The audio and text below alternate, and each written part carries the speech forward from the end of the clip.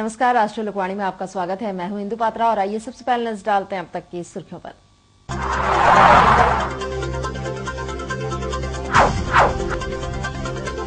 साक्षी गुरुद्वारा प्रबंधक कमेटी के उपाध्यक्ष का हुआ हत्या का प्रयास, एक गिरफ्तार।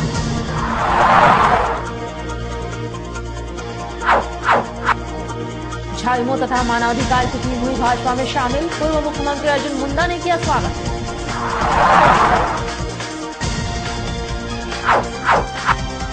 और एमजीएम अस्पताल में कोर्ट ऑफ लॉ पर आयोजित हुआ सेमिनार।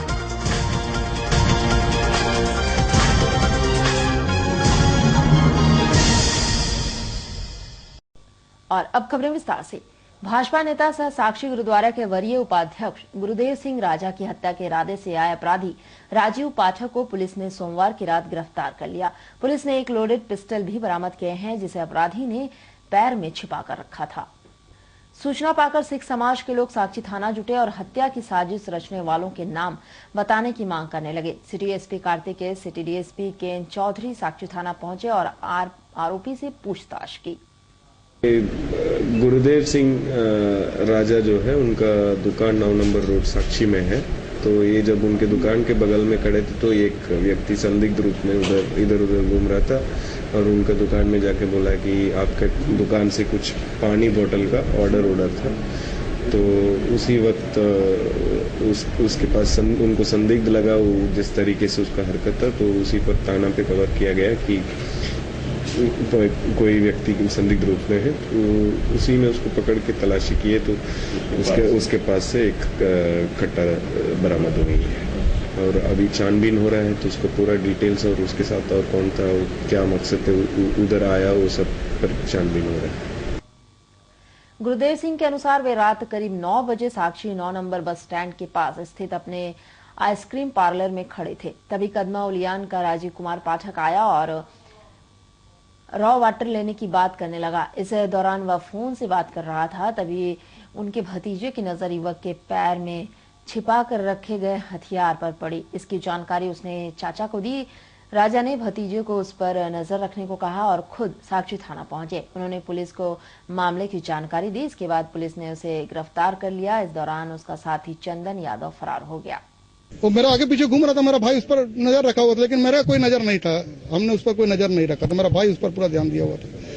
तब जब जैसे हमको मालूम पड़ा कि वो उसके पैर में रिवॉल्वर है, मैंने उस व्यक्ति को देखा और मेरी दुकान को फ्रिज के नीचे जाके खड़ा हो गया।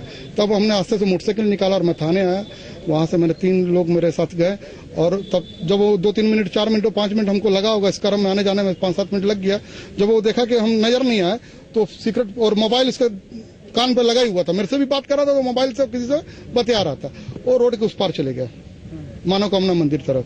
जब मैं दुकान पहुंचा तो मेरे भाई ने बताया कि देखिए उधर खड़ा होकर सिगरेट पी रहा हो। तब हम लोगों ने पीछे से जाकर उसको 2 सिविल में से सिपाही दरोगा साहब, अब वो तो बता रहा 3-4 जन थे, लेकिन मेरे से अकेले आदमी की मुलाकात हुई और मेरे भाई ने 2 लोगों को और भी देखा जो टेम्पो में बैठे हुए थे। आप क्या मान रहे हैं कि वो क्या करने वाले? अरे वो तो करने, अब उसकी रिवॉल्वर, वो पानी बेचने आया, रिवॉल्वर उसकी ऑन है, लोडेड है और घोड़ा चढ़ाया हुआ है और मुझे बात में उलझा रहा है, तो इसका मतलब क्राइम करने आया होगा और क्या करने आया होगा। उधर देर रात सिख समाज के लोगों के साथ राजा के समर्थक साक्षी थाना में जुटे हुए थे। इस दौरान भाजपा जिला अध्यक्ष राजकुमार श्रीवास्तव भी थाना पहुंचे।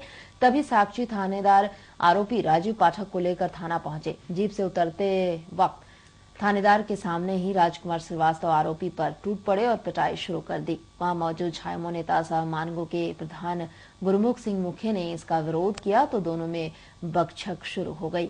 मुखे ने कहा कि यहाँ फोटो की राजनीति बंद कीजिए। रविवार को आप ही यहाँ राजा अन्य को पार्टी बनाते हुए केस दर्ज कराने पहुंचे थे। विवाद इतना बढ़ गया था कि दोनों पक्ष को लोगों ने थाने परिसर और थाना के अंदर में city SP Kartikeya, city DSP KN Chaudhary Sakchi थाना के सामने धक्का मुक्की शुरू हो गई। थाने में मौजूद लोगों ने मामला शांत करवाया।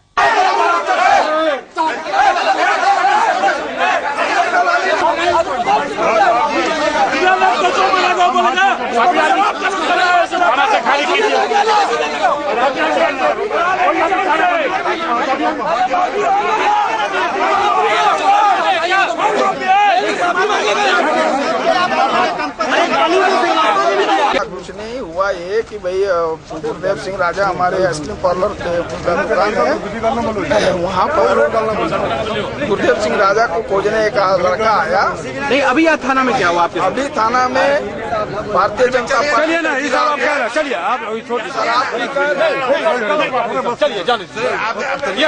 और इधर आगामी विधानसभा चुनाव के मद्देनजर भारतीय जनता पार्टी अपना पूरा जोर लगाने को एकजुट गई है और अब भाजपा में कई अन्य दल के नेता व सामाजिक संगठन भी शामिल हो रहे हैं। इसी कड़ी में भाजपा जिला कार्यालय में झामुमो के कई नेता व जमशेदपुर के सामाजिक संगठन झारखंड ह्यूमन राइट्स के सदस्य भाजपा में शामिल हुए। इस दौरान पूर्व मुख्यमंत्री अर्जुन मुंडा ने पार्टी में जुड़ने वाले सभी सदस्यों का माला पहनाकर स्वागत किया। बातचीत के दौरान श्री मुंडा ने बताया कि झारखंड ह्यूमन राइट्स जैसे मानवाधिकार संस्था के अध्यक्ष मनोज मिश्रा व उनकी पूरी टीम का भाजपा स्वागत करती है और झारखंड के लिए हम सभी ने जो सपना देखा है उसे देश के प्रधानमंत्री भी सच करना चाहते हैं, जिसके लिए वे 21 तारीख को रांची आएंगे। इन्होंने बताया है कि इसके लिए हमें अपने तरफ से पूरा प्रयास करना होगा ताकि हमें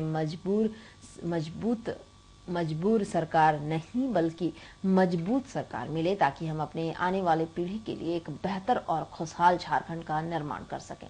जमशेदपुर जिला कार्यालय में ऐसे बहुत ही महत्वपूर्ण कार्यकर्ता जो विभिन्न राजनीतिक दलों से और कई ऐसे मानवाधिकार के क्षेत्र में कार्य करने वाले संस्था से जुड़े हुए लोगों ने भारतीय जनता पार्टी में शामिल होने की घोषणा की, शामिल हुए। मनोज मिश्रा जी के साथ वैसे सभी वरिष्ठ कार्यकर्ताओं का मैं स्वागत करता हूं।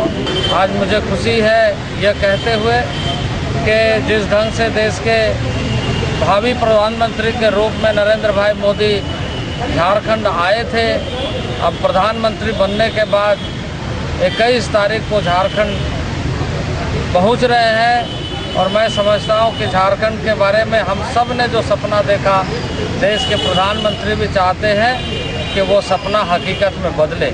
और उधर मंगलवार को एमजीएम अस्पताल में सीनियर जूनियर डॉक्टरों, इंटर्नशिप व नर्सों को मेडिकल ज्ञान के साथ साथ कोर्ट ऑफ लॉ की भी जानकारी दी गई। रांची से आए हाईकोर्ट के personality advocate of 8 Jharkhand doctor MS Bhatt अपना विचार रखे।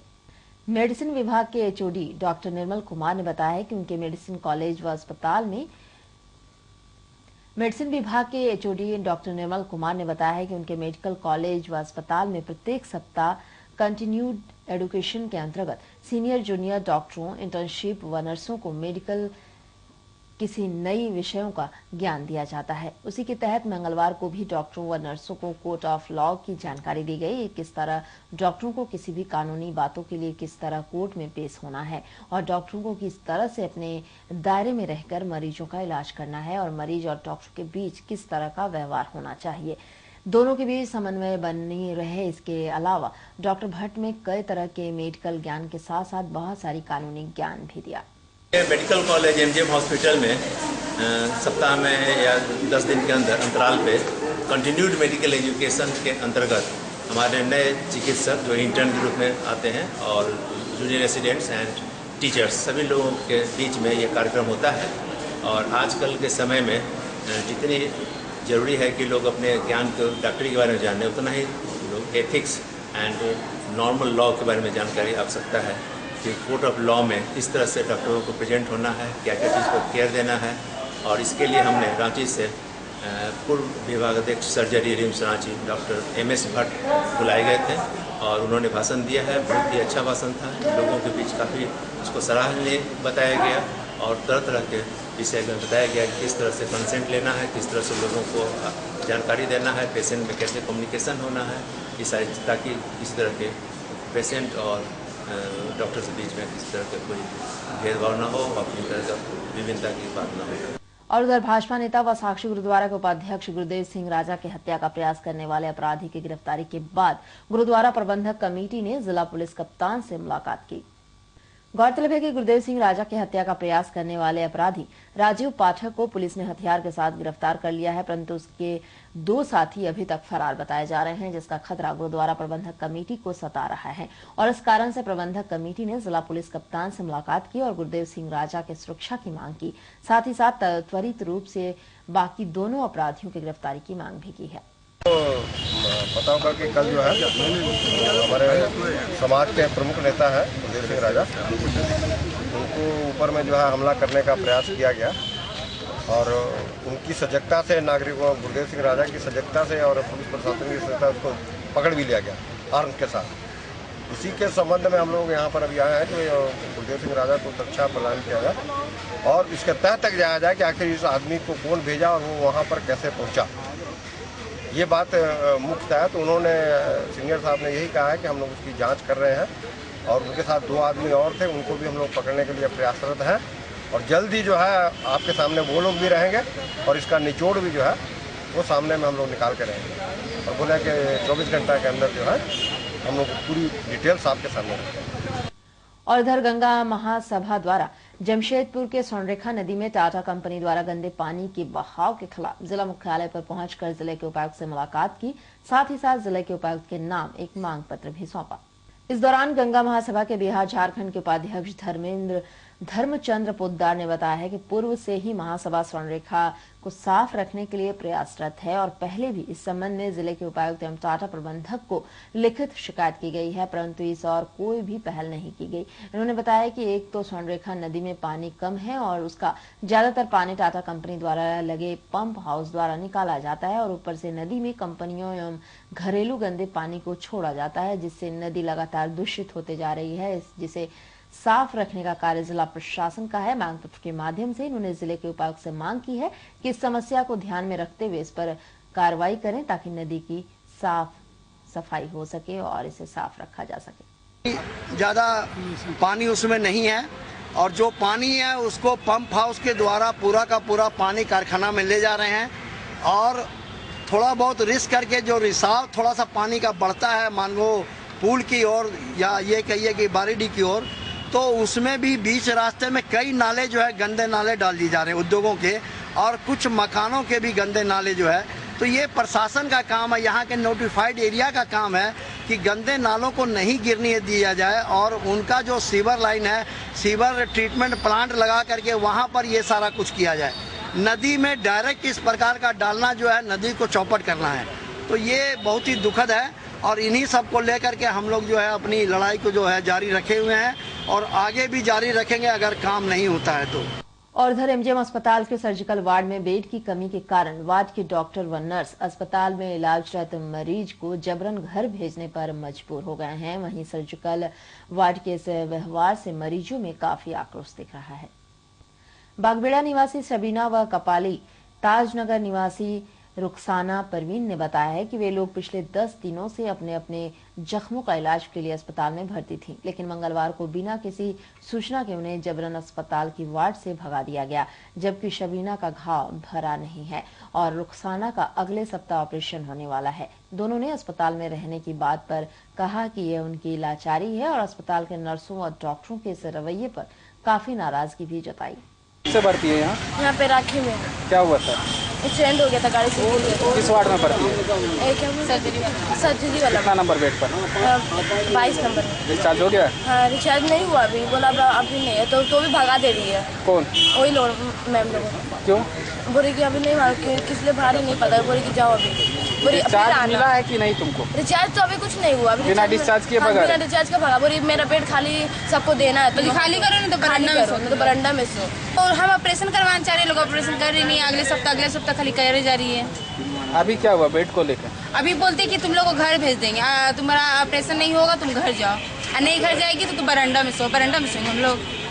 वहीं सर्जरी के डॉक्टर एम के सिन्हा ने कहा है कि ऐसा करने पर वे मजबूर हैं क्योंकि उनके वार्ड में मरीजों की संख्या बढ़ गई है, इसलिए वे ज्यादा गंभीर मरीजों को इलाज हेतु वैसे मरीजों को छुट्टी दे रहे हैं जिसका जख्म कम है या जिसका ऑपरेशन का कुछ दिन बाकी है। नहीं, बात यह है कि इन लोग के पैर में छोटा मोटा वुंड है जिसके लिए वो लोग भर्ती हैं, और उनको ज़रूरत नहीं है हॉस्पिटलाइजेशन का, उनको घर जाना अब घर जा सकते हैं वो लोग। दूसरी बात है कि बेड की इतनी कमी हो गई है कि हम जो सीरियस मरीज है उसको भर्ती नहीं कर पा रहे हैं, तो हमको कहीं ना कहीं तो खाली करना है। और जबकि ये पेशेंट घर जा सकता है, घर में इसका ट्रीटमेंट हो सकता है, तो हम क्यों नहीं छुट्टी कर दें। और इधर Odisha institute of interiority and fashion technology OIIFT द्वारा 4 सालों से ब्यूटी कॉन्टेस्ट का आयोजन किया जा रहा है। इसे धमाकेदार बनाने की तैयारी अंतिम दौर पर है। इसमें मिस जमशेदपुर की 33 में 18 दावेदारों की घोषणा की गई है, जबकि इनका चयन मुंबई की कोरियोग्राफर टीना मुखर्जी ने किया था। इंटर स्कूल कॉलेज स्तरीय प्रतियोगिता के सभी प्रतिभागी अब मिस जमशेदपुर बनने के लिए रैंप पर वॉक की आखिरी तैयारियों में जुट गई हैं, जो 20 सितंबर को टाटा ऑडिटोरियम में आयोजित किया जाएगा। इस प्रतियोगिता के फाइनल ऑडिशन का रिजल्ट घोषित किए जाने के साथ ही प्रतिभागियों में एक नया उत्साह भर गया है। आज हम लोग आए, पहले हम लोग को था आउट ऑफ 300 और 200 गर्ल्स का सिलेक्शन था, उसमें से 30 एनुअल सिलेक्टेड हुए एंड फिर उसके बाद फाइनली परसों हम लोग का हुआ था, जिसमें से 18 गर्ल्स सिलेक्टेड हुई, तो उसमें से हम भी हैं। फाइनल एडिशन था, इसमें से 18 हम लोग सिलेक्ट किए हैं। ये लोग फाइनल स्टेज में आएंगे, इसमें से सिलेक्शन होगा। जूरी मेंबर्स जो बाहर से आ रहे हैं, बॉम्बे दिल्ली से, ये लोग सिलेक्ट करेंगे। कितने लोगों को सिलेक्शन 18 से फर्स्ट सेकेंड थर्ड आएंगे।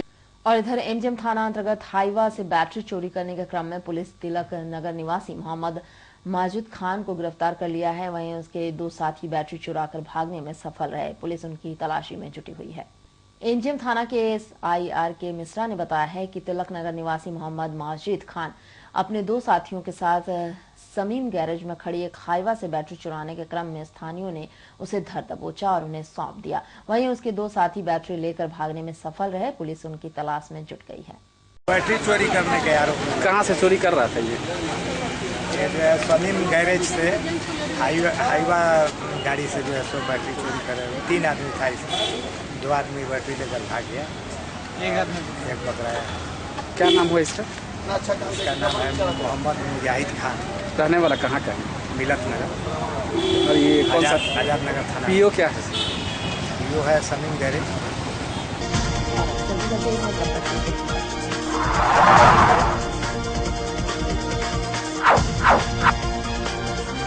साक्षी गुरुद्वारा प्रबंधक कमेटी के उपाध्यक्ष का हुआ हत्या का प्रयास, 1 गिरफ्तार।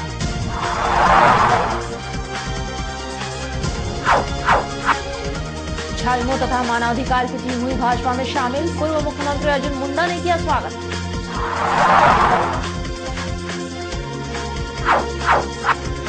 और एमजीएम अस्पताल में कोर्ट ऑफ लॉ पर आयोजित हुआ सेमिनार।